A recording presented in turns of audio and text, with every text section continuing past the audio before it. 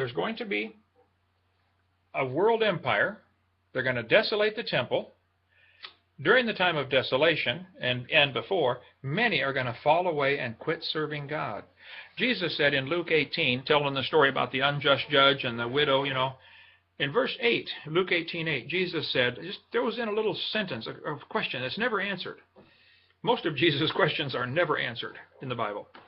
Jesus said, when the Son of Man shall come, shall he find faith on the earth? When Jesus comes back, is there going to be anybody left alive serving him? I think most are going to fall away or get discouraged and quit or be killed. I hate to say this, but I think the rapture is going to be a kind of a non-event. There won't be too many going up. I think if you're going to be faithful, you're probably going to have to take a stand and be killed, probably by beheading. We shall see.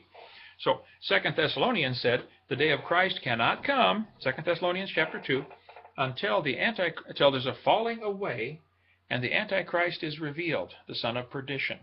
We're going to get to see the temple rebuilt. We're going to get to see the Antichrist desolate that temple. And that's when the Jews are going to realize, whoa, this is not the Messiah that we thought he was. And Christians ought to be wise as serpents and harmless as doves and be smarter than children of this world and say, wow, we can see what's coming. Let's get ready for it. We covered that in part 7 of the book. What on earth should we do about it? So the stuff I have written in my chart, which you cannot read from there, sorry about that, we'll get better visuals. This is the time of the great falling away, 2 Thessalonians 2, 1 through 3. This is the time when the saints are worn out by the Antichrist, mentioned, or they're overcome, or they're prevailed against. Daniel 7:21, Daniel 7:25, Revelation 13:7, Daniel 11, 32 to 35 talks about the same thing. In my chart, we have not only Daniel 7, but 2 columns from Daniel 8, giving the same sequence, Daniel 9, Daniel 11, and Daniel 12. So you can get the book and look at that to see if you come up to the same conclusion. I can't make it fit any other way, folks. We're here for the tribulation. We're not here when the wrath of God falls. We'll get into that later in another broadcast. But buckle your seatbelts. It's going to get rough.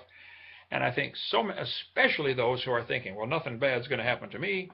Something good is about to happen to you.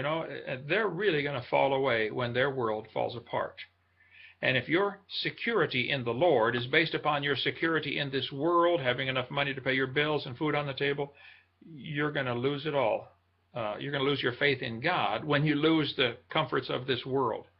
Wait till you go to prison, have to live out of a shoebox for 9 years, like I just did. You'll say, man, all these things in the world, they just really don't matter.